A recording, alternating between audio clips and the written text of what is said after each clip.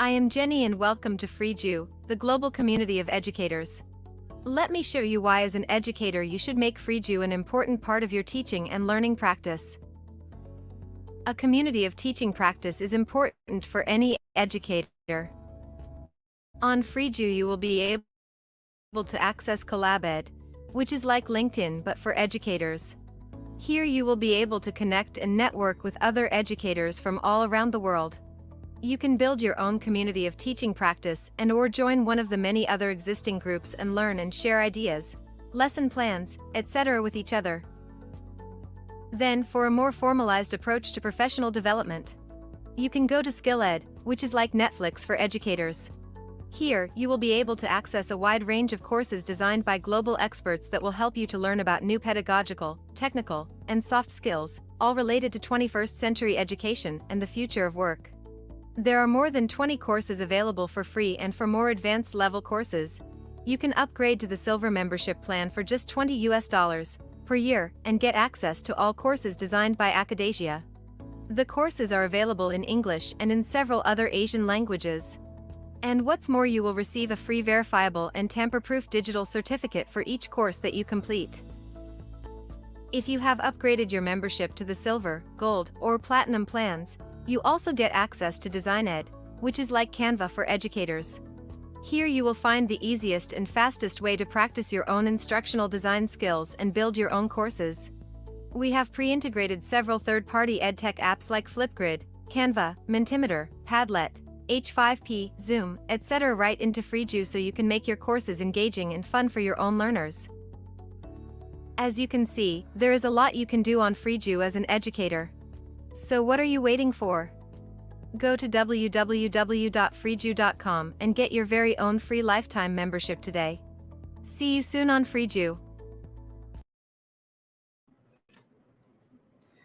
Good morning, afternoon, and evening. Magandang hapon po sa inyong lahat, wherever you are in the world.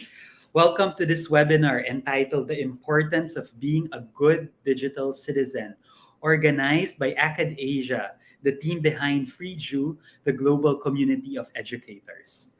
I am Jake Aragon, Academics Manager for the Philippines of Akadasia. We are a mission-driven company whose mission is to make teachers more empowered and impactful by providing a variety of services, including continuing professional development courses and webinars like this, where we discuss issues that matter to you as educators. I would like to greet all of you, teachers, principals, administrators, student affairs professionals, guidance counselors, edtech specialists, guardians, parents, and guests who are joining us today. Welcome to the Akadasia Networking and Learning Community. In Akadasia, we have more than 130,000 teachers and education professionals spanning 35 countries across the world. That's part of this network. We couldn't be more excited to have all of you today in this webinar to share your thoughts and insights on the very relevant topic of how to be a good digital citizen. Catfishing, trolling, ghosting, liking, following, sharing, posting, swiping, tweeting. What does it all mean? How do you keep yourself, your family, and your students safe in the digital world? Together, dear teachers, let's find out ways on how best to navigate these diverse spaces. To help us gain more perspective on the topic and to learn more about practical applications that can be carried out in school or at home or in your communities to promote digital citizenship, we are very lucky to have with us today two guests who have generously accepted our invitation so that they may share their expert thoughts and ideas on digital citizenship. Let me introduce them. Our first guest has been an educator for more than 20 years in Indonesia. He serves as an education consultant for schools across the country. He's a member of a board of education in different foundations. He's a public speaker and is a sought after mentor of teachers. Dear friends, I'd like to welcome to our chat this afternoon from Indonesia, Mr. Edward Angstrom. Hi, Edward. Good afternoon all. Selamat siang, selamat sore. Greetings from Surabaya, Indonesia. So thank you, Edward, for joining us. We're looking forward to hearing more tips, your experiences, and advice for the teachers on how digital citizenship can really be promoted, not just in their schools, but even in their homes and communities. Thank you for being with us this afternoon. Next guest has been an educator for 27 years. 9 of those years as principal, first with Veritas Catholic School, and currently with St. Joseph's Academy of Las Piñas here in the Philippines. She's currently the vice chairperson of the Commission on Basic Education of the Diocese of Parañaque Parochial Schools Association. She used to teach English literature for junior high school students, but has since shifted her advocacy to global citizenship education after her completing her GCED training with the Center for Global Education and mentoring the lone Filipino student delegate to the International Youth Dialogue Project of UNESCO's Conference on Sustainable Development in Ottawa, Canada. She has since turned over the mentorship mantle to her colleagues in St. Joseph's Academy, a global lead school since 2018, championing climate justice. The school has sent teacher and student delegates to the Conference of Parties, that's COP23, in Poland to collaborate on an international youth dialogue project on climate action. On a lighter note, she has 2 precocious nieces and 11 adorable cats. Dear friends, I'd like to welcome the principal of St. Joseph's Academy from the Philippines, Miss Melissa Espiritu. Hi, Melissa.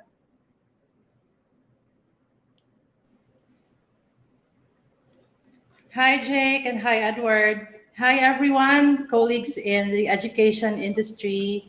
Good afternoon. If there's anything that's important about that introduction, it's about the cats. It's all about the cats. Okay. So they're really in Melissa, at home. Oh, yeah, but now I'm in the office. And I have absolutely no tech support here. I'm alone. That's why it's so hard to really get connected. But here we are. And I'm honored to be part of this conversation. Yes, and we're also very honored, Melissa and Edward, that you took time out of your very busy schedules to be with us today and to be sharing again your expert tips and advice, and even experiences to the teachers and other education professionals who are part of this webinar today. Okay, so let's get right to it. We all agree that we need to equip students with digital citizenship skills so that they may participate fully in their communities and make smart choices online and in life. Individuals, however, have different interpretations or understanding of the concept of digital citizenship. So in order for us to have a baseline understanding or definition of the topic digital citizenship, I would like to ask Ed and Melissa, what is digital citizenship and who is a digital citizen? Maybe we can start with you, Melissa. Yes, actually, it's digital citizenship is a very broad concept that has emerged not recently, but at least it's it started to become a part of our everyday life. You and I, we are all digital citizens, but exactly who are we? And for my baseline for that is the 3 R's, no? That we have rights, we have roles, and we have responsibilities as digital citizens, because it's a highly participatory world. There's lots of exchanges and opportunities going on in this digital space, and therefore there is a need to study and to manage this, and to make sure, especially in our situation as teachers, students who are much better than us in this space, What they need from us is the guidance and the scaffolding and the mentoring, not so much on the technology, but more on the mindsets and the attitudes that they develop as they grow into this world of digital citizenship. So basically, that's how I understand it. It's a lot of participation and engagement. Technology is just secondary to this world, because what's important is that as human beings, as social beings, we use the space and the tools to make sure that everyone is kind and supportive and thinking of solutions to problems instead of being problems themselves. So more on the practical and the positive side of digital citizenship.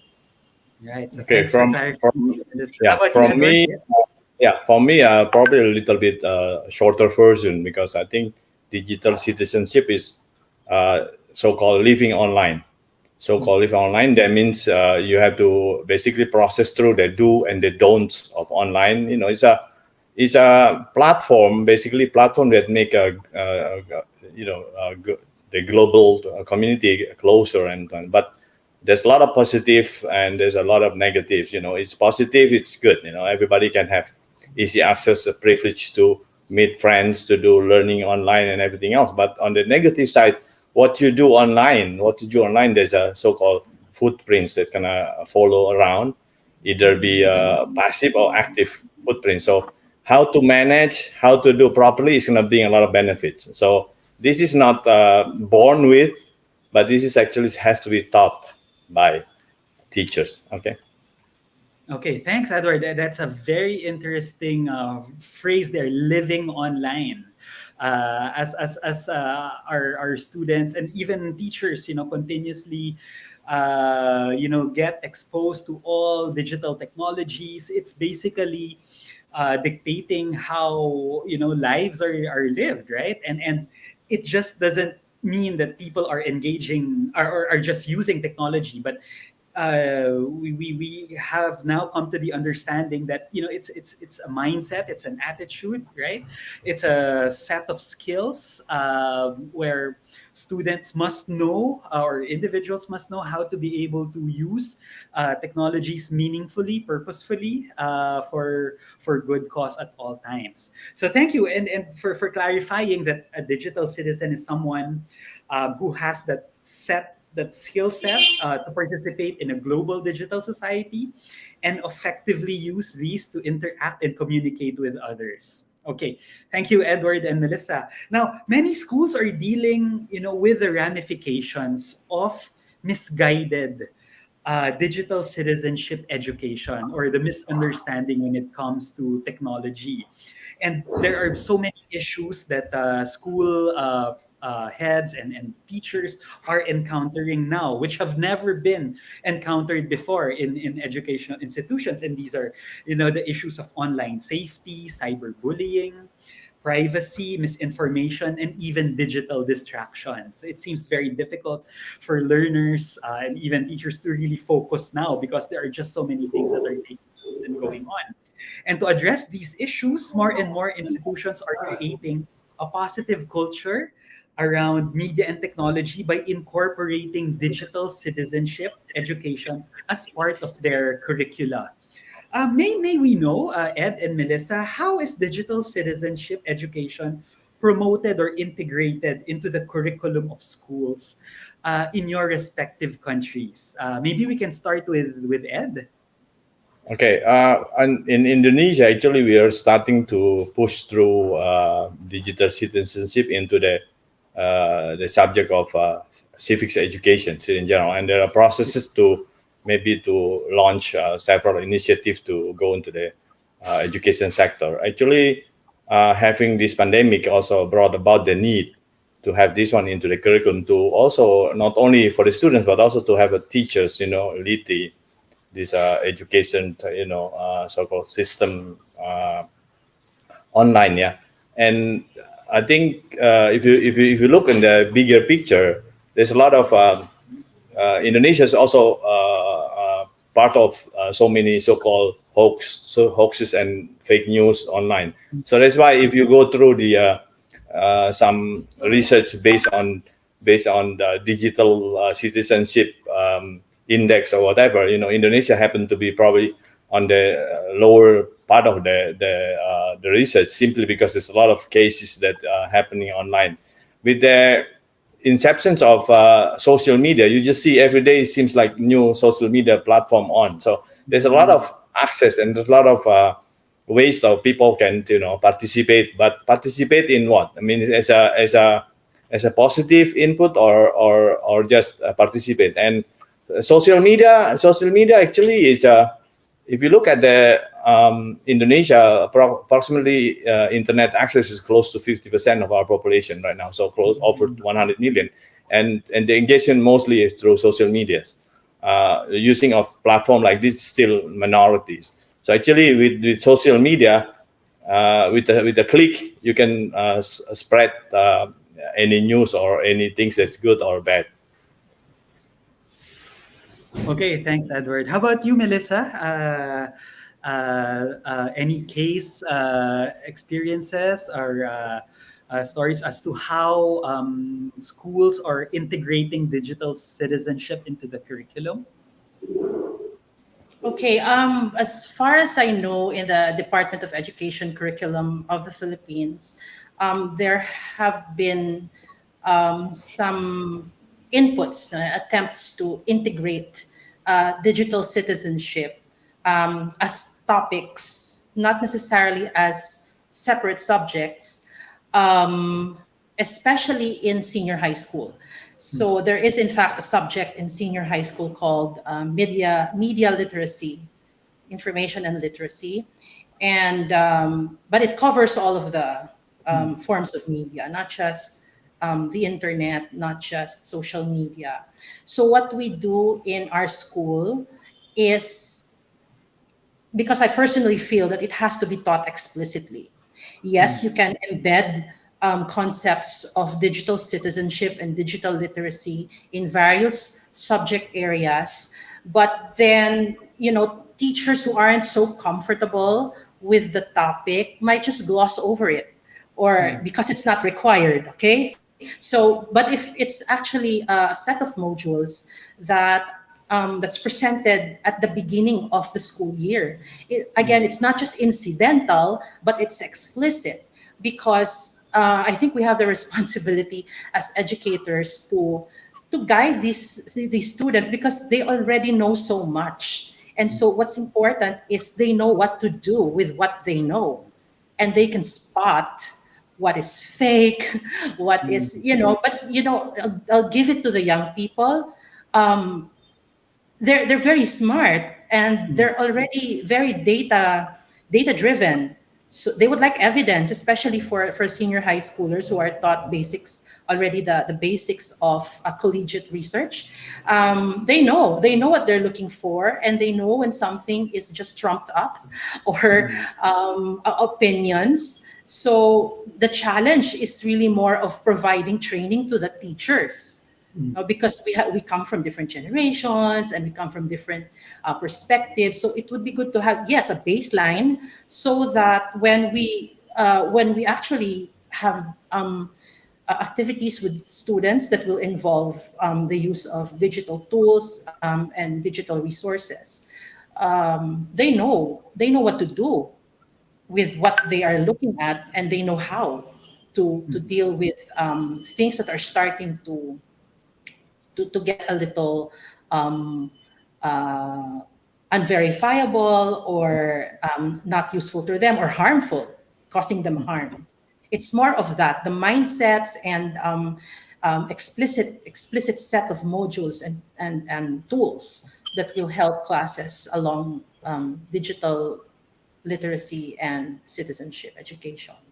I think. Let me add a little bit. I think with the initiative from our government is not totally there, but there's a movement by organization in cyberspace, Indonesian organization, that they already come up with some platform that digital citizenship is actually providing free access to teachers, also students, everything, parents, to have a start in later to educate them basically to this citizenship. At the same time, also a lot of resources. In Indonesia, we are quite familiar with tools available. For example, if I had to say the name, Google has that internet. It's awesome. And then you can go inside. There's materials and games, and they have like games that you can go. So schools taking initiative to start with their own education to have the students understand more. And one of the issue Indonesian schools starting to do is to actually to see that all the platform has a minimum age, 13 years old for all the Yes. social media platform. Our government's rule is 17 actually, and for social media is 13 or more. But how can you tell a student, 12 years old kid, and access to the social media? So there's a problem that school has to, just like Melissa said, has to jump in and then be the first frontliner to see, hey, if you're not there, wait. You can go on to them. Some of the social media, they have the kids platform, but I suppose it's not interesting enough, right? So It's not exciting for them. Yes. So kiddie. Okay. So do you recommend digital citizenship education to start as early as pre to kinder levels? Yes. If it's something that we really want students to learn at a very young age. Yes, Melissa? Yeah, for me, yes. Just like reading, our use of digital tools and our digital life is already in our fiber. It's something that we need right now. It's more than just a whim or an option. It's already something that's part of our lives. It kept us going during the pandemic. Without this, we would have completely shut down our schools and learning would have stopped. So we can see the importance of digitization of education and all that. So when this pandemic goes away and when we all return to whatever normal is waiting for us, we really, really have to take digital citizenship education seriously, and it has to start at least in the kindergarten level, and at least to equate it with reading skills, with numeracy, because this is now going to be the life of the young people who are in our schools. So it's our responsibility to start something. As Edward said, the school should jump in and not wait for the government to tell us to do it. So if we can, if we have the resources and the proper mindset to do it, let's do it. Thank you, Okay, Melissa. Any thoughts? I think for me, I think as early as possible, because I think that you sort of implant the seed in the kids, related to character education. Is also usually the earlier the better, and then it's going to implant. So, Yes. and usually kids learn faster, whatever it is, faster. So they can maybe have to set good example. They imitate also still. The younger ones probably imitate, and the bit older one maybe understand and then do it. So I believe it's as early as possible. And Melissa is correct that we have to, from the private sector or from the school side, we have to just go ahead with the situation. Just think about this pandemic happens. You think about this pandemic happens and there's no internet. Then what happened? Now this pandemic happens, but there's an internet. So we have to utilize it correctly, and then to benefits all the so-called humankind, right? Right. And I've never saw it that way, Edward. Thank you for pointing that out. With the pandemic being experienced by people all over the world, maybe people have survived because of the connectivity, right? Because of the digital tools and activities at their disposal. But again, we asked the question: how did they actually responsibly use these kinds of digital tools and strategies and activities that are available to them. And that's where, again, the idea of digital citizenship comes in. And thank you for recommending that, that kind of education should start very early. The moment we get the chance to educate formally, digital citizenship education really has to be integrated, because it's practically how our kids now are living and going about their lives. Okay, now children are growing up with the power of digital media and technology to explore, connect, create, and learn in so many unique and different ways. With this power, young people have great opportunities, Edward and Melissa, but they also face so many challenges and dilemmas. In your opinion, what can students do to keep themselves safe in their social media environments? And what do you think are ways by which they can manage and minimize the impact of their digital footprint? Maybe we can start with Ed. Okay, I think for the students it's simple. This is like a commonly has to be done, are more open. I think in this case, school is a second home, but parents where the students stay is actually the first home. So you have to have open channel of communication between parents and then the kids and the students, and then go on to the school and then reinforced by the teachers. So then you tell them what is there, what is not there, what is good, what is not good. Actually, some of the kids actually are quite advanced, but why not to remind them? Why not to remind? Sometimes it's too many things at the same time, and excitement is it's kind of you kind of forget the world for a while. So sometimes younger kids tend to be excited about something and then maybe just be online, play a game, and then just forget. Okay, I have to do this. Is the way I have to do, and things like so. So-called open communication within parents, with the kids, and also students with teachers. That's right. Thanks, Edward. And then that the parents must be able to come in and be able to guide the kids when there are things that are not learned in school, or whether there are things that are overlooked as they go with their regular program of studies or education. How about you, Melissa? What are your tips on how students can keep themselves safe in this digital world? Yeah, I totally agree with Edward about the role of the parents, because the kids know where to go. They listen to their peers. So if a classmate tells them, "You come here, you open this, I'm there." Like for example, I discovered that my fifth grader niece is in Discord. So I was like, what's that? So instead of being totally angry that she's going to something different, she has Facebook and all that, you need to sit down with young people and understand their world. It's just like even before media, even before the internet, it's understanding where they're coming from. And this is especially at their age where they are expressing themselves, finding their identity. They need socialization, and if they don't get that in their homes and even in school, because there are structures at home and structures in school, so they'll find ways with their peers to be themselves. And sometimes they change their names. Well, they have usernames, they're not who they are, they have avatars and all that. And for adults to sit down with them and understand this world. That's the first thing, understanding, because you can't totally keep them away from it. It's so easy and cheeky to say, then don't give them devices, don't give them gadgets, but that's not going to work anymore.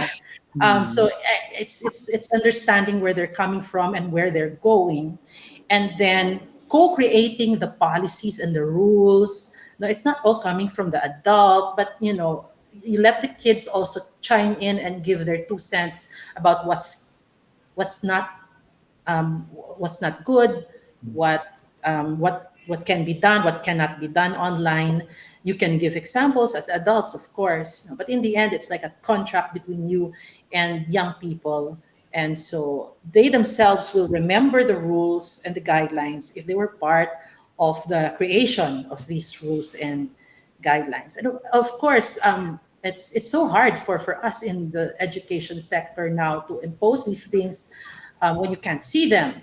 So it's mostly really the parents who are who are on top of it. But in schools, we can provide some scaffolding and even activities and performance tasks for students. I've seen performance tasks in our school where the kids make digital posters about digital, what it is to be a good digital citizen. So the words are coming from them, the ideas are coming from them, and it's something that is not imposed by the teacher, but the students themselves are generating these ideas, which and the audience is their peers, no, people their age, so that it's their language, and so it's more acceptable to them. All right, thanks, Edward and Melissa. And some members of the audience are agreeing that integration and collaboration, Yes. are key elements to help ensure that the learners are keeping themselves safe in the environment, in the digital environment. As we've said so many times, it takes a village to raise a child, right? Wow. And the school can only do so much, right? But thank you, Melissa, for also sharing, and Edward for sharing us. Schools do their part with the lesson activity, with the activities, the learning experiences in school, but it doesn't end there, right? And then the homes, the parents, the guardians should also do their part. And so hopefully that kind of collaboration and integration can further be strengthened across all countries as they promote the idea of digital citizenship. Okay, I was also a principal for 5 years in a senior high school, and one of the biggest issues that I encountered, Ed and Melissa, is the problem of cyberbullying, because it comes in so many different forms, so many different ways. You try to craft education or school policies that will address the problem, but then the next issue or case you encounter gives you a completely new problem that's much more complex than what you encountered before. So what are your thoughts on this? What should schools, students, teachers, and even parents do to stand up against cyberbullying? Are there any, have you had any experiences in dealing with this problem? And what are some strategies that teachers should consider? I think cyberbullying is going to be here. You just have to reduce the numbers of cyberbullying. It's going to be slowly reducing, but I think you cannot make it disappear. Actually, we're talking about this topic is not science. Actually, it's an art. So approaching from the citizenship digital is actually an art. So I believe the cyberbullying community at large has to be responsible to educate. So if you talk about the so-called the involvement has to be from firstly from parents to the kids. Parents to the kids has to kids has to be taught that making fun of people actually is not nice, and then properly, and the consequences and so on. The positive aspect of being a person, good person. And when you go to school, school has to provide for teachers. The school also has to provide a so-called safe environment to be online and also to educate. And I can continue what Melissa said, that early on as teachers or lecturers, we used to basically prohibit students from activating their handphone in class or smartphone. And basically some schools that I was involved with put a basket outside the class, and the student put their mobile phone or smartphone outside in basket. And I think it's wrong now that maybe you should integrate into your lesson, including teaching them how to be digitally. Being online also, you have one hour to learn something, and after that, the next lesson you have to put it down and then go to that's also part of the being a citizen. And back to the cyberbullying, parents, teachers, environment, and also there are ways to literate the students. But I feel like focus is so much as the cyberbullying of the students that be the victim. Actually, we have to focus a lot more on the parents of the kids that are doing the bullying. So the kids are doing bullying, and we stop from the source. So maybe educate the parents that, hey, you have to really pay attention to your kids. And if the kids tend to have lower self-esteem, there's tendency to go bullying or doing the cyberbullying. And also back to the communication, basically in this case, cyberbullying is a small part of doing something illegal, yeah, in the sense. So parents communicating with kids has to know. After school, maybe spend some time with the kids and chat how was the day and things like that. Surely it's gonna add up, and it's gonna teach the kids also. Oh, my parents actually paying attention to what I do and things like that. And so many times we are all adult, and we happen to be. Jake has a daughter, and I think Melissa have kids. Also, I have 2 kids, and you go outing, yeah, non-pandemic or probably free to go outing in a restaurant, and you see while the order is being taken, everybody's focusing on smartphones. You need to talk more. See that. You see, actually, I have a collection of those photos. I see parents and families doing that. So then the food come, they put down the phone, and some of them eating with the food, the smartphone eating the food. So I think something like that need to at least change, and doesn't matter how far we want to push it. Parents has to realize this is a different time. This is the so-called. This is easily handled if they participate. Thanks, Edward. Melissa, your thoughts? Yes, so of course, we're not with the students 24/7, and they're really very quick at hiding what they're doing, right? So they can easily minimize their screens and then pretend that they're doing something related to school.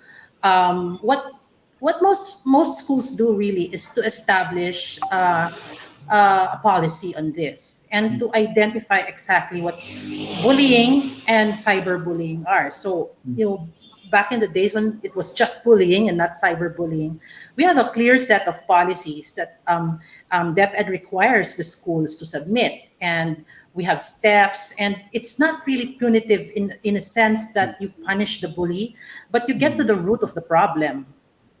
So yes, Edward keeps saying communication is important. It's not just, ostracizing the bully and putting all the blame on him.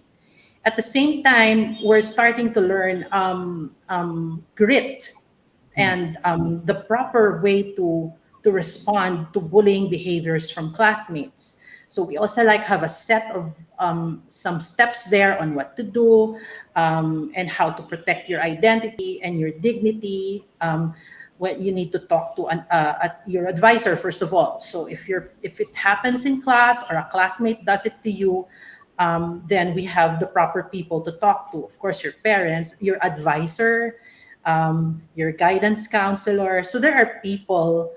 It has to be a setup in school where the child feels protected and is also not afraid to speak up if indeed there is bullying that happens. And I'm struck by, I read an essay by Miguel Luz from FEU Policy Center, and he's doing a study of the different grade levels. And then what's striking about the junior high school level, he says, is that those grade 9, these are 9th graders, who took the PISA, remember that, and we didn't do very well, but he's pointing out in the Philippines is that 95% of those who took the exam, when they were asked background questions about something like, were you bullied or were you ever a bully, 95% said yes. So what Miguel Luz is saying is it's possible that maybe the students themselves do not understand what it means, because that's quite a high number, the highest among all those who took the test. So then therefore, there has to be, again, explicit information to children, to students, exactly about what bullying, cyberbullying is, how they can protect themselves from it, and the people who can help them, because they're young people and they might hide it until it gets too serious. So I guess, again, responsibilities of schools and parents to make sure that this environment is available to the students and they understand what to do when it happens. Because Edward is right, you can't prevent it anymore.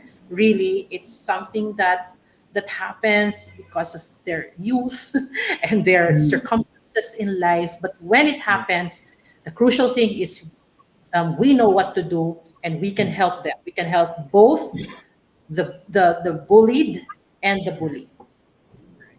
Right, and really to help support students who fall through the cracks, as we say, Yes, right? And be able yes, to come up with measures in the school that can, really help them deal with cyberbullying and other issues that are related. yes, Jake, if I may, because sometimes we find out about victims of cyberbullying long after it has happened. So they have graduated and they come back with horror stories of how they were bullied and nobody knew. So yes, children fall through the cracks. Then it has to be very inclusive, and everyone, again, the community has to work together to keep this environment safe for young people, safe for them to talk about it, safe for them to seek help. Right. Okay. Thank you. I Thank you. think a little bit more. I think Melissa saying is true, but I think emphasis has to go on collaboration. The students has to collaborate to each other. I remember not long ago, I think probably it's already been going around, but there's a viral video that one ballroom full of balloons and different color balloons, and the students are try to take balloons and basically give it to somebody. So if you try, you say you have your name there on the balloon and they just release 500 balloons there and try to find your balloon, it's gonna be a difficult nightmare. But if you teach the students, just put there every time you get the balloons, be it Edwards, be it Jake. Then if Edward find Jake's, then call Jake and to take it. And then with that communication, with the collaboration, soon everybody will get a hold of their balloons. So having that is build so-called camaraderie within the students, and there's less likely to be a bully and the bullied, happens and in the act of it. So I believe if that can be done, and it's sort of like a good virus that can be spread. Also, I think the practice is going to go on to online, because if you talk about certain platform, basically you're meeting your peers, and correctly, if Melissa said also it's a peer pressure or listen to peers more. So if you are being the one that spread the good virus, you are the peer that's being listened by other kids all over the world. So I think it's very important. Right. So thank you, Edward, for sharing that. As you also said earlier, sometimes when someone uses social media, or even when they're at a restaurant, supposedly having family meals, everyone is on his or her phone, right? For many of them, it's so hard to stop. Lots of people even say they feel addicted to their phones or to the apps or to the games that they play or use.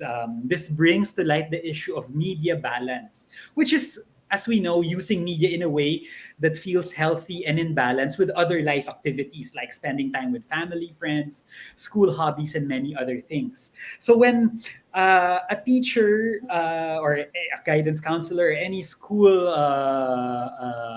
professional sees that a student seems to be addicted or cannot let go of their gadgets or their phones, the idea of media balance has to be taught. So how do you think can teachers and students also protect themselves from the physical and mental? How can they promote their physical and mental health even when they use a lot of technology? What are some strategies by which you think the teachers can consider when reaching out to their students, or when talking to students, to tell them, hey, you need to be able to strike some balance there, and we want you to be able to see that there are other activities that you can do, and not everything is just with the use of your gadgets or your phones. Okay, Melissa's still muted. So, but anyway, for me, it's actually just to have a balance in terms of you're correct, Jake, that balance. If you are into television, you're watching too much is also not good. It's kind of too much on television, but the other things is lacking behind. So balance has to be. I remember prior to pandemic, just the the usage of mobile phones was all over the places, young, the old. So I remember a couple of years ago, before the pandemic, some university in the United States institute orientation 3 days or 4 days away from the campus to one place that no mobile phone allowed. And the result is that's the hardest part of their orientation. It has to go. So hardest part of their orientation is that's the way. Or maybe some television portray. There's a episode that's saying father and daughter get together into one whatever to the mountain, and then if you said there's no handphone or there's no mobile phone for a day, full day, 24 hours, and after 5 hours the father is the one starting using it. So parents has to give an example. It's not just saying it. How if you want to teach swimming, you have to be able to swim and show that you can swim. Then the students or so-called the people listen to you can believe that you can. So, but then you have to do the good practice, balance the time. Sort of like home time management. Then you have to balance it out. All right, so there has to be a lot of modeling that needs to be done by adults, by the people they interact with all the time. How about you, Melissa? Your thoughts on media balance? Yeah, I like that. I like the home time management. It's easier said than done, but it's the ideal thing to do. And one example I can give is with my own nieces. And when I tell them to get off their devices, and there I am watching Netflix. I'm binging a series. I have to shut it down myself and wait for them to get to sleep. But then it's what's important is you model it, right? I think that's the best thing. You can't tell them to stop doing something if you yourself as an adult in their life you keep doing it. That's really hard, especially in this pandemic. It's so easy to say, get off your devices. But what else will they do? Where else can they go? They're not allowed to leave their homes. School, and the joke of the students is that before we were not allowed to use our gadgets. Now we have to use our gadgets for school. So now it's the fine line between what they're doing for school and what they're doing out of it. And I don't think parents are totally equipped, or if they have the time to know. And so again, going back to communication between parent and child, between teachers and their students, and setting some kind of contract or some kind of understanding that the balance will do them good. If they follow it, then they will see changes in their lives and in their attitudes. But if they don't, then just maybe take note of it for now and talk to the parents, because we get that all the time. The parents are already asking for help. They're there, they're physically present, their kids are attending school, and then they start to notice that they're not attending school. The laptop is on, but they're somewhere else, and they have multiple gadgets, they're playing games. And I can feel for parents who are helpless. They're helpless. And we have students living with grandparents, with people really who cannot tell if they're still in school in spite of being online. So it's the dialogue, the home, the school, and the child who is at the center of it, and make the child realize that balance is really important. It's part of the process, and that it will help him in the long run. They might not like it. They will not like it, but we will have to put our foot down and tell them that this is how it's supposed to work. So again, that's easier said than done, because I experienced that myself with my own nieces. The bargaining that you have to do every night so that they will go to sleep early because there's school the following day. So many, bottled up emotions that you can't really blame them for feeling that way and for doing what they're doing. So it's really just that patience and communication that you have with the children. I think Jack was you mentioned about physical and mental well-being for if you don't balance the time, everything else. And you talk to the modern kids, they said, okay, it's not good for you. Okay, say physically, if I'm not sitting, actually I'm using my smartphone, walking around and watching this, playing this. So basically, there's some exercise going on there. And actually, during the pandemic, this also very difficult to enforce, because we barely can go outside. And then the answer to the mental well-being is actually, and I have to see my favorite shows, and that's the answer is gonna make me feel good, not cranky, not moody. So I believe we have to find different solution, different answers to counter that. Yes. How to approach it? Yes. So we have to be creative also in presenting to them an alternative set of activities and experiences that can divert their attention away from the gadgets and then the devices that they have. Okay, all right. Before we go to the questions from the audience, one more key point, Melissa and Edward, that we will discuss here is that, we've seen how young people today have also contributed to the transformation of society using technology. And we recognize the many opportunities and possibilities that this can also contribute to effecting positive change. In your opinion and based on your work, how can students use technology and collaboration to help local and global communities? How can digital citizenship help people in different parts of the world lead better lives? Have there been encounters or experiences that you've gone through or worked with schools and teachers that the members of the audience of this webinar can also learn from? Yeah, actually, that's where my work on global citizenship comes in. So it's like a fusion of when you're a global citizen, you're also a digital citizen and vice versa. And so here in St. Joseph's Academy, we started a program of international collaborations back in 2018. So we were named a global lead school by the Center for Global Education. What we did basically is send student delegates. These are mostly senior high school, grade 12 students to international video conferences,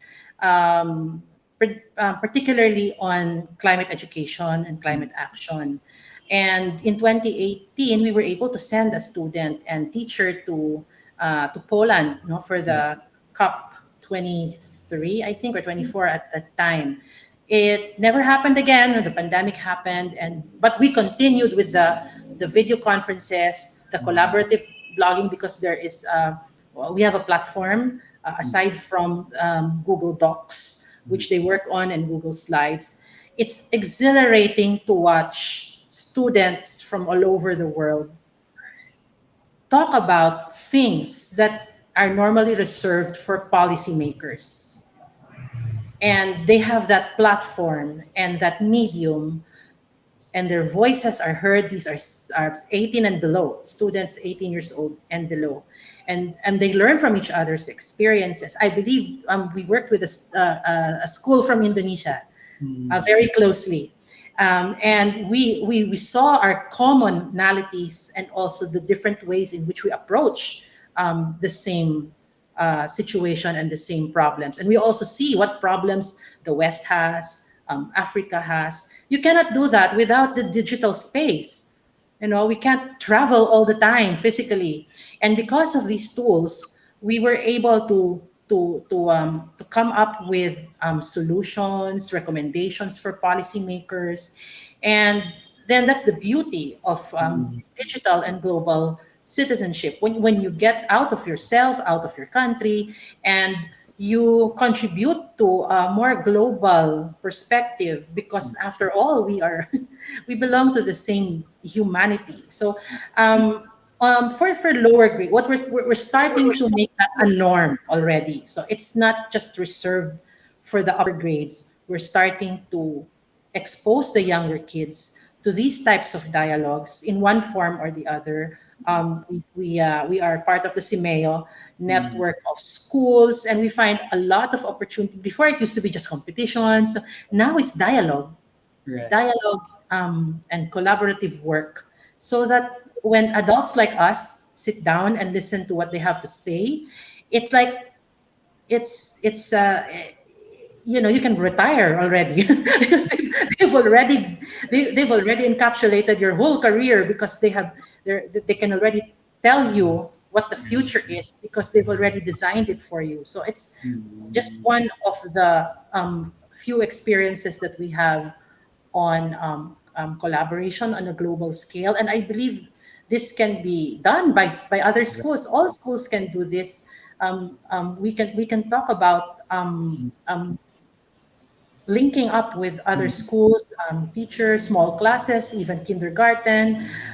Let's make that a norm instead of just a one-shot event once a year, something that is now more part of our learning plans. Right. That's fantastic, Melissa. Thank you for sharing with us what Okay, you've done so well. How about you, Edward? Yeah. yeah, for the last few years, actually, I've been involved with an organization based in Europe, and they have also platform. It's a social oriented organization, non-profit. Been have platform for so-called live Olympics. So introducing to school students can join from different part of the school, different part of the world schools. So they move on. They say this month is Indonesia. Indonesian schools is the host of this event, but it's being participated since it's online. So all over the world, the kids age their different groupings can participate and learn about each other, and also not only about the academics, but also in other things, learning of the cultures and everything else. And then moving on to the next month to another country being the host. So I think this is a way to contribute to so-called the global community together, and also the digital citizenship to better the people. And number two is actually a platform like FREEJOO, having the community of teachers. That's actually in the future is going to be a powerful community that is going to be connecting all over the world, the teachers, because I think, teachers is not about materials, it's about talking to the community, referring to the other teachers, and hey, say, I have this situation and what's going on with this. Cross the cultural barrier, yes, but mostly it's being solution is similar, but you have to go. So the community is going to be powerful. So this is one example of what is on FREEJOO. Right. Okay, thank you, Edward. Actually, I was going to mention that on FreeJoo, we have a feature called Collab Ed. It's like a Facebook for teachers and education professionals. So it's a venue where we can share best practices, collaborate with teachers from all over the world to come up with activities and ideas that can be worked on by students from different schools across nations. The opportunities are just limitless as long as we become very creative, very empowered to keep on exploring what's out there. At the end of the day, what's good for the students, we come up with all these activities, and then we contribute a lot to helping them become better, not just digital citizens but global citizens as well. Okay, all right, thank you, Edward and Melissa. Let's now go to some questions from the audience. Some questions that have been posted actually have through the responses of our guests today have been answered.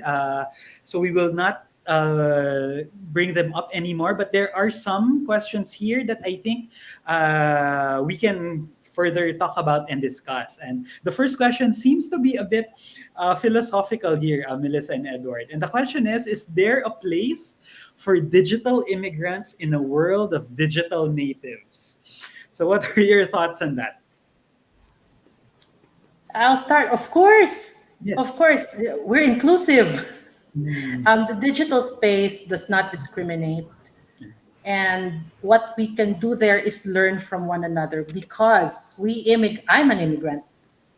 We have a type of wisdom, perhaps, that natives don't have, and we just balance each other out and we learn from one another. So definitely there's space for us. Thank you, Melissa. Edward, your thoughts? Well, I think I tend to agree with what Melissa says. That's a so-called the digital immigrant, digital native. Actually, it's only a definition for who knows how to exist in the online better than the other or something. But yeah, sure. I think it's quite frequently that you see the digital native, digital immigrant, and also I think I forgot, but probably 2 or 3 other terms that being used. Okay, all right. Next question. Could you give a short case or example based on your respective learning or teaching experiences or work in how to integrate the concept of being a good digital citizen into a real learning model. Maybe Melissa and Edward, something like how concretely can digital citizenship be manifested or demonstrated in a certain subject at a certain level, if by any chance you've encountered that. Yeah, Okay. we for junior high school, and we only started this year. Um, every first quarter of all grade levels, digital citizenship is explicitly taught. It's taught in what we call the computer class or the IT class, which is part of the technology and livelihood education program of junior high school. Um, Normally, these classes are done in computer labs, right? But they're doing it now online with different devices, so we can't really teach them skills per se anymore. But that was the perfect excuse to introduce digital citizenship explicitly in the curriculum. So our first grading period, which is about 3 months, is devoted just to that. The teachers made modules. I believe they were guided by Common Sense Media and the ISTE, um, because there are lessons there that you can easily download. They just put it together.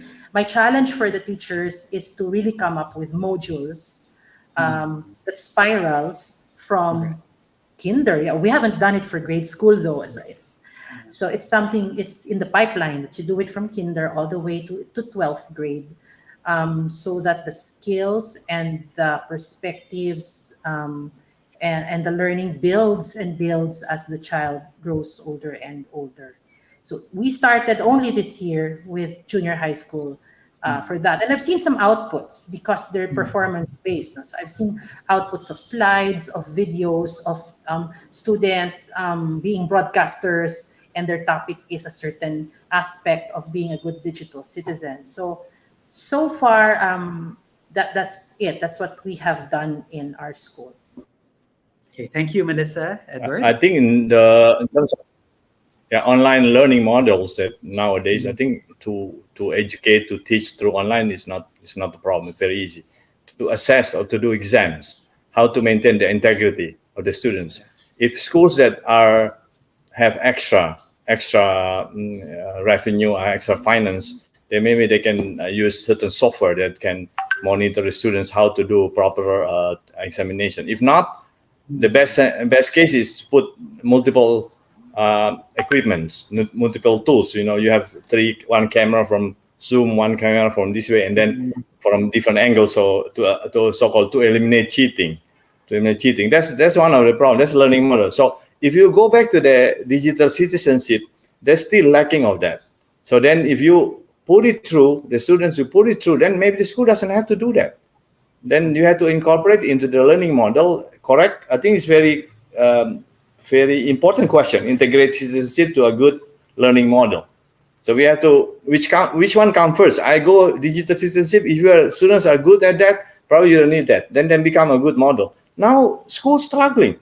And how to, after using the three angle camera or something to post, the student find different ways to probably escape the process. So go back to Melissa is laughing. Go ahead, Melissa. Personal experience, right? Yeah, I agree. And they're really very smart. They're cyber smart. So it's so hard for us to keep up. But we don't get tired of being the guide and the scaffolds for young people. And for example, it's not just cyberbullying or preventing it from happening, but it's all other aspects, like when you do research, do you know how to cite references properly? You can't just put your work out there and say it's yours. That's also digital citizenship. You also have to cite your sources and be very honest with what you put out there. It's also the language that you use. what is hurtful language, what is how do you respond to comments to your own posts. I was looking at the ISTE materials and the common sense media materials. They're very helpful. In the Filipino context, you just have to just have to contextualize it because these are Western references. So you just have to contextualize it to the experience of our Filipino students, so that especially since we're like Filipinos are known to be really champions on Facebook. I mean, many of us are there on Twitter and on Facebook, and especially in election season. During election season, children will learn from how adults talk to each other online. When they see us respond to each other, and all of the fake news and the viral news and all of the bitter words thrown back and forth. Those are bad examples for children. So again, it's role modeling. It starts with adults, the parents, and the educators in their lives. It's more than the lessons and the things that they memorize. It's really more of our adult behavior online that has an impact on them. And Melissa, it's such a wonderful teachable moment or learning opportunity Yes. for teachers to consider, especially like you said, we're having elections, national elections in May here in the Philippines, and there's a lot of mudslinging and a lot of issues being brought out. So teachers should be able to come in and process those Process things it, yes. the It's things so that they hard. see. It's so hard to stay unbiased sometimes, but we Right, have to. right, We have to exactly. remain unbiased and neutral. Especially when when we're seeing, like, the next question is, what are your thoughts on trolls or the misinformation from fake accounts or fake news that are being peddled to users of media. Do you think what do you think should teachers approach be in helping students be more wary, be more vigilant when it comes to the misinformation spread by trolls? But I think there are also modules on that, on how to spot material coming from trolls. I attended a webinar where the speaker was from the, I think, PCI, Center for Investigative Journalism. And I wish I kept it or took a screenshot, but she gave some very mind-opening points on what to spot. Because if you're an untrained, or you don't have a trained eye to spot these things, you're not careful, then you take it as truth. And she has like some benchmarks on it. Would be good to know what these are, because I guess the rule of thumb is, if you're teaching about spotting fake news and misinformation, then you yourself would have to know what your source is to counter that. And you can't give another source to put on top of a fake source, and then that's how it spreads. That's how it spreads, because everyone's throwing things at each other and claiming it to be true. So I guess there has to be like a set of standards on how to spot it. I remember, the speaker was saying that you do a lot of triangulating. So first, find out if the source is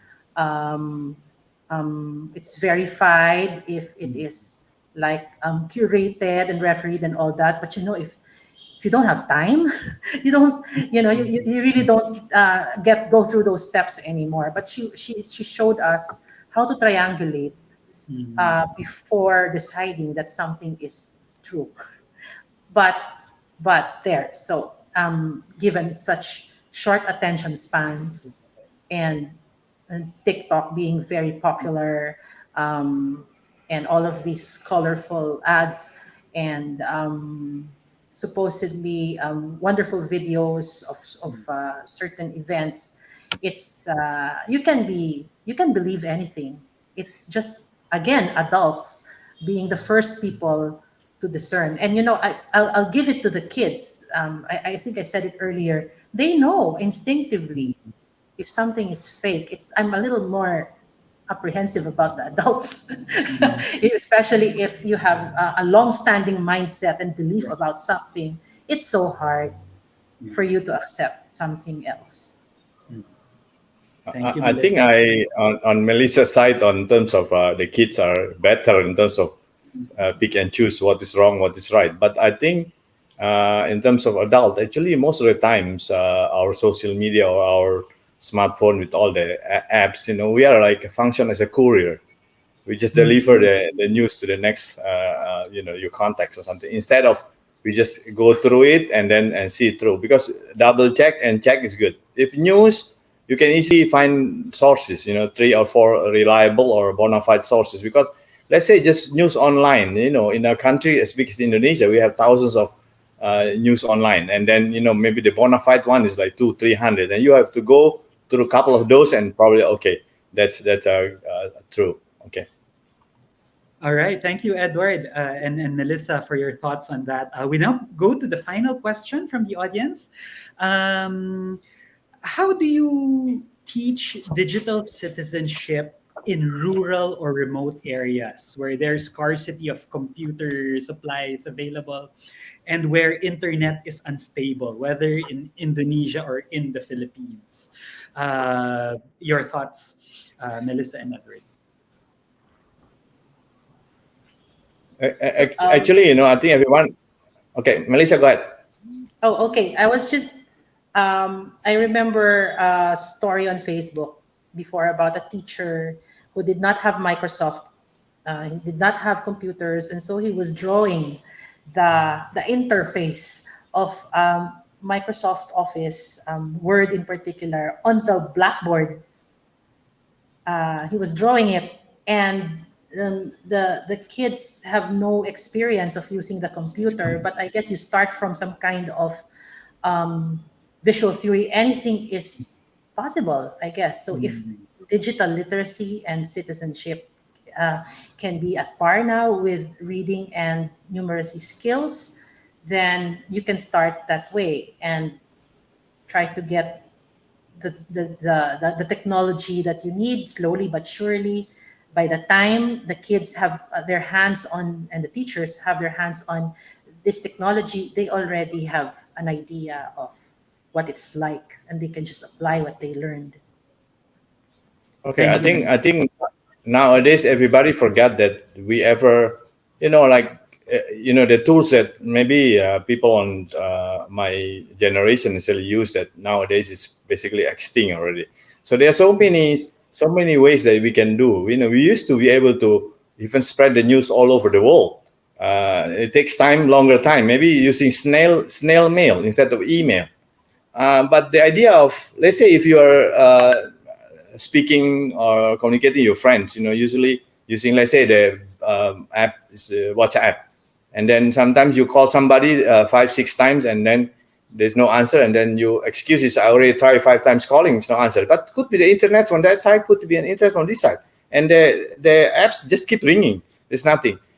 They forget about the function of telephones. Just call with telephones. So if you cannot have internet, you have to find different ways to maybe SMS the topics, and then then go through different ways of doing it. So I think it will take longer time to arrive the materials, but it's very possible still. Right, and the principles of respect and sensitivity, and being very mindful of the context of the people you're speaking with are still the same things that have to be observed, no matter what the setting or the environment is. So thank you so much, Melissa and Edward, for all the wonderful and very meaningful insights that you've shared. I'd also like to thank the teachers, the counselors, our education professionals who are in attendance, because they're also sharing so many good insights, so many good thoughts and opinions into the chat box and into the different platforms that are being used. We're also learning a lot from one another here, and I'd really like to thank you for engaging very actively and for proactively contributing to the discussion this afternoon.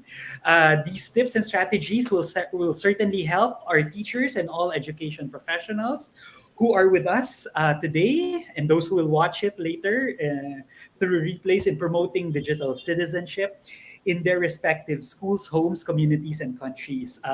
Edward and Melissa, we'd just like to get your final message for our teachers and for all those who are joining us in this chat regarding the very crucial and important need to promote digital citizenship at home, in school, in their communities, and in society in general. So I'd like to start with Edward. Your final thoughts and parting shot for our friends Okay. in the audience today. Okay, actually, I have 3 points to convey. Actually, short points. One is when you using social media before you posting or before you send or before you have to click something to do it. Before doing that, you think again: is it right? Is it worth it? Is it useful? Then you push that button. Number two is actually you talk about digital footprint. We talk about everybody's talking about online have this. I'm more concerned into the passive digital footprint. Remember, cookies is not for to consume a snack, but cookies is coming up on the website when you access everything else. Actually, they store your profile. They store your profile, what you like, everything else. That's also one way is a footprint that you do that. You access e-commerce, then suddenly you access for like a chocolate, and then so many brand of chocolate coming. Or this person likes chocolate, so that's a digital footprint passively through cookies. And last one is actually the common top scam online right now is phishing. Phishing. Actually, phishing it through emails usually from a reputable, fake reputable company. So let's say, take for instance, payment system PayPal. Then you have a PayPal account, and suddenly you get an email said, okay, something is wrong with your account. They're using, the email is like the address and your name is come together. You have a bracket, your email address, and then outside is your name. But what they do is actually using the company name outside, and inside is a bot email. So you have to be careful. And how to check it? Very simple. Access the top of the email and see the email from. You can see it's the company, and bracket is a bot. It's all the random numbers. So that's one way to check. So one is think again before push the button. Number two is cookies, watch out. Number three is actually be careful on phishing. Thank you. Thank you very much, Edward. Melissa, your final Yes. message for teachers? Yeah, I'd just like to go back to also 3 points. No? The digital citizenship as a role, a right, and also a responsibility. So these three things need to go together. And if I'm an advocate of explicit teaching and also training of teachers before we can actually cascade this to our students. And we are all role models here. It starts with us. And so if we're able to manage our digital footprints, and we're able to manifest kindness and fairness in our digital lives, then that's important. That's already a start, and everything will follow. There. That's it. Okay. Thank you very, very much, Ed and Melissa, for being with us today and You're sharing welcome. You're welcome. the insights that you've so generously given to the members of our audience today. Teachers, keep the conversation going. No, this is just a start, right, of our discussion on digital citizenship, on opportunities for collaboration, on ways to further promote digital citizenship education in our respective places. So now the ball is on your side, and we want you to be able to continue the discussions, the critical thinking that we need to be able to have in order to carry out, these dialogue and to hold activities that will promote further digital citizenship education in our homes, in our schools, in our communities, and in our countries as well. So, Edward and Melissa, once again, thank you very, very much. You're welcome. Thank you too. Thank you. All right. To those who are in attendance, in order for you to get your certificate of attendance from this webinar, you're all invited to go to FREEJOO.com to access our course on digital citizenship. You'll find more resources there that you may also use to be able to teach principles and practices and strategies of digital citizenship in your respective schools. While you're there, also please take time to explore all the other courses that help you become an excellent 21st century teachers. Ed and Melissa, we have courses and content that you will find on FREEJOO that are divided into several tracks. So teachers, please go ahead and explore our tracks on pedagogy, technology, wellness, cyber safety, leadership, communication, and STEAM. There's something for everyone, and please, teachers, we are inviting you to take advantage of this absolutely learning and networking community so that you can also, upskill and then be able to create a larger network of educators for you. At the same time, please feel free to send us a message should you have requests for partnership, inquiries about getting on FREEJOO. We will guide you as much as we can, or how you simply want to become a much better teacher or education professional. We also have mentoring activities that we can offer you so that you can be guided well in using digital tools and strategies. We are inviting you to join us in our next webinar event on March 9, and we will be talking about promoting inclusion and diversity in the classroom, as we have also invited speakers that will touch on those topics and will equip us with practical strategies and skills to promote inclusion and diversity in our schools. So once again, thank you to our speakers. Thank you for joining us. Please stay safe, everyone, and good afternoon and good evening to all.